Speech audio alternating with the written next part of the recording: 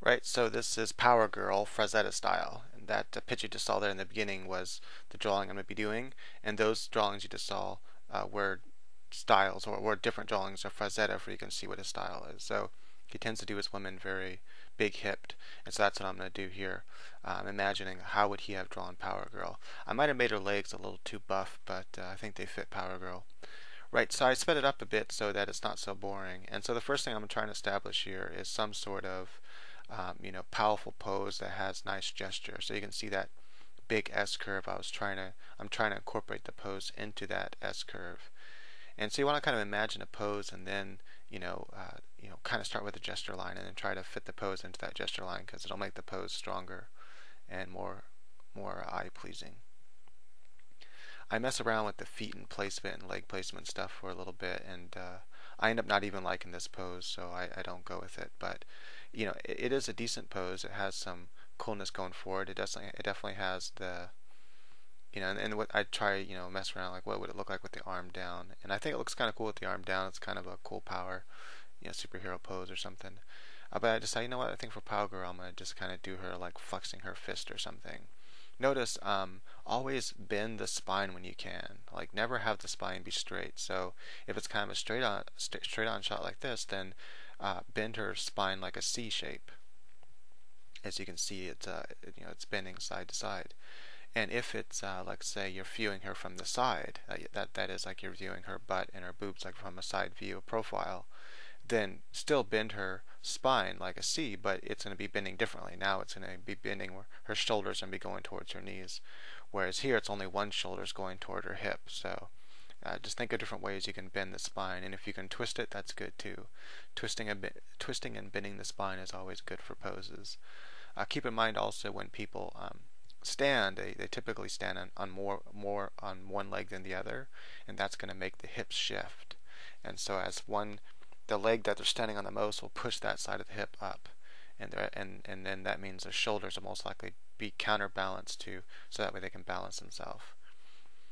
And so this is the pose I decided to go with, where it's kind of a no, I don't think I end up going with this pose, or maybe I do. I can't remember now. Darn it. But I'm just trying to mess around with this because I really liked the way the body looked in this previous pose, like just the way your hips were and everything. So I thought, well, what if I just put the arm like this, like she's flexing in this particular pose? That might be kind of cool. Then I can just kind of change the legs a little bit. And yeah, I think that's what I end up going with. It's with this pose, but I kind of pull her leg out a little bit more to give a wider stance to be a little more powerful. And so now I'm going back over it. Once I have established the basic pose and the gesture and everything, then I start going over and adding more complex anatomy to it.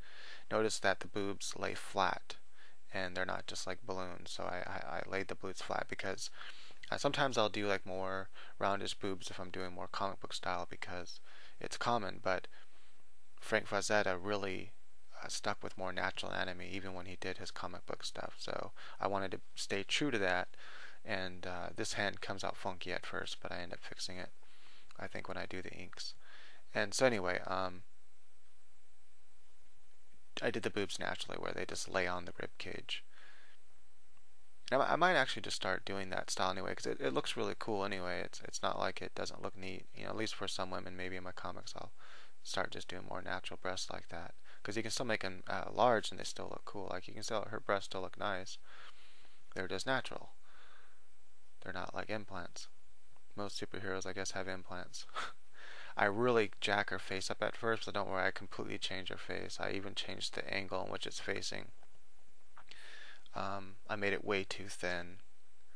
I don't know why I do that sometimes. Sometimes when I'm like drawing faces, I don't pay attention to the overall, face itself. Like I forget like my, the basics or something, and I try to just go in and just draw it, and I'm like, what am I doing? So I'm making a really dumb mistake that, I used to make in the beginning, and I still do that sometimes when I'm drawing for some reason.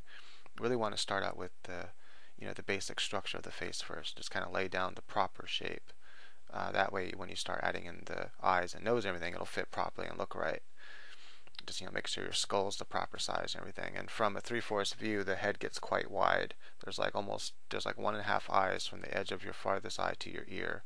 So just keep that in mind. And like 2 eyes to the back of the ear and to the back of the head that'll be viewing for the 3/4 view. So the head gets quite wide from a 3/4 view. And here this is where I decide, you know what, I'm going to go in, because some of his women do have pretty muscular legs, and Power Girl's a pretty muscular woman, so I thought, you know, I'm going to go ahead and give her muscular legs. You know, when I'm doing the sketching process, I decide to make her hips and legs thicker like Frazetta would have. And one thing I do, like when I'm doing my sketching process, is I tend to add some shadow and stuff just for I know like the direction the light will be going. So when I ink, I kind of, you know, when I'm inking over that sketch, I might not incorporate all those shadows obviously into the ink, but it's good to know that, hey, this is where the inks are at. Now I'm adding her cape. That is, I mean, it's good to know the direction of the lighting when I'm doing the ink. That way I know if I should do a thick line or a thin line, or if I should add some hatch marks, whatever. I tend to keep my inks pretty simple though. I leave the shading mostly to my coloring. And I think I'm going to end up coloring her too and put it on my gallery, because I really like the way it came out. It came out really good. I spent a lot of time. It took me like, I think almost 2 hours to totally do this from beginning. About an hour and a half, I think it was, hour and 40 minutes, something like that. It was pretty close to 2 hours. I remember that. From beginning to end, you know, going through all the brainstorming and then the inking and everything. I could probably color her really quickly, like within an hour, depending on what kind of coloring scheme I do. If I do a comic book, and you know, it won't take more than an hour. I can probably bust it out in 30 minutes if I really wanted to. Right, so now I'm redoing the head completely, and I'm giving her more of the proper head structure. But notice I still went too thin. Like, why am I doing that? Why am I drawing such a thin? I'm thinking I'm drawing a front view or something. I don't know. And so I still make her head way too thin. But I fix it really easy. Rather than just having to redraw it, what I do is first I draw the nose big, just so I can get the proper shape. Then I reduce the size. It's just a neat trick to do in Photoshop. And then you know, I notice that the head's obviously too narrow still.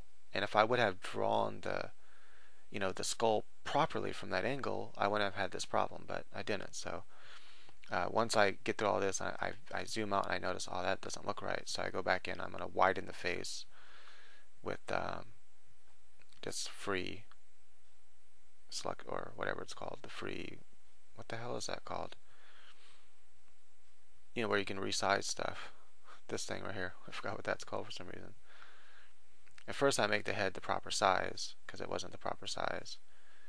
And then I think a little bit later I see that it's still too thin, so I make it wider.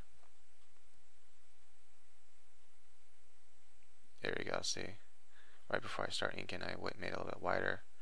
Now I'm going to redo the mouth. I didn't like the way the mouth looked. It way too big. And actually, later on, I end up redoing the mouth again. So if you want to see the finished version of the mouth, I either go to my comic and read chapter 5 of End of All. You can go to my website, which will be in the description, in this video description, and then you can go to ipaintgirls.com, and then you'll see a link there for End of All comic.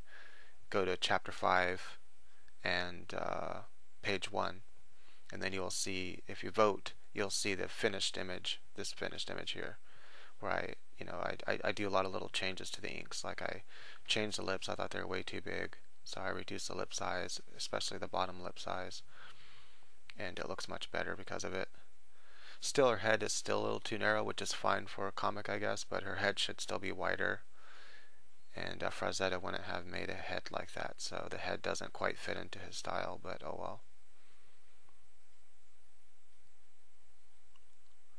I don't know what else to say on the inking part. Basically, with Photoshop, you want to be zoomed in a lot, otherwise your inks won't look right. Like when you zoom out, if you make a line, it'll get all wiggly, unless you do it really, really fast. Like when I'm doing her cape and her hair, or some like really long lines that I don't want to do all zoomed in, I have to stroke it very quickly, otherwise it looks all wiggly. And the only other way to get around that is to either use the pen tool for those lines, or to just zoom way in and just keep pulling your line on top of your line on top of your line, and try to get it as straight as you can.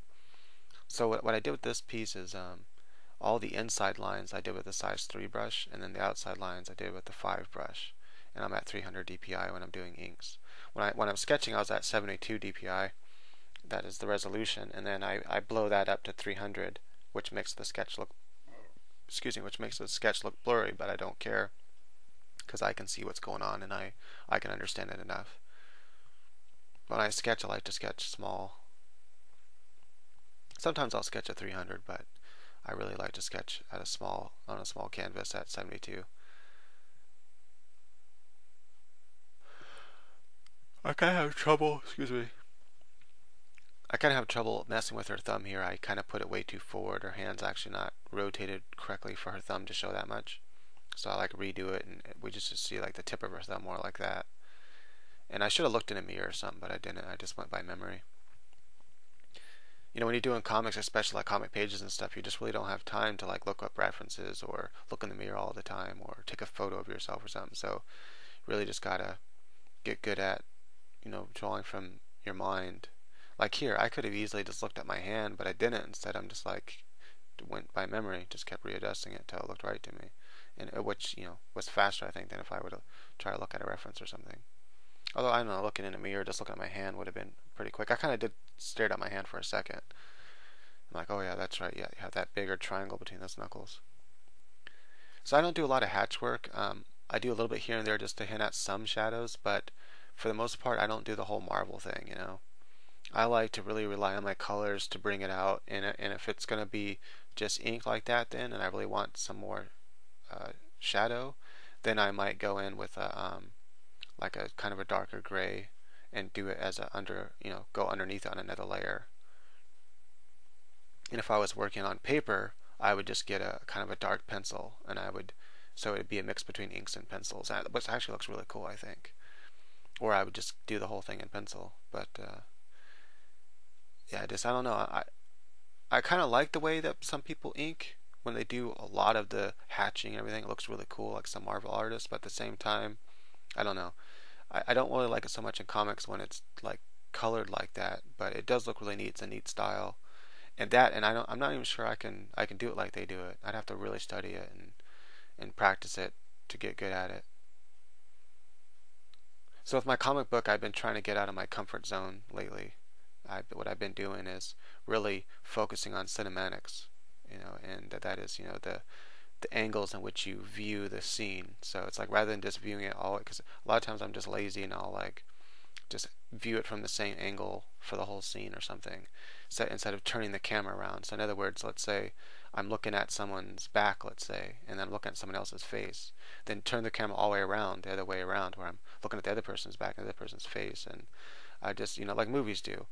It's really the best thing to get good at that with is to take a cinematographic class for cinematography for movies. Thank you for watching. Please vote if you like this video. Let me know what you want to see next.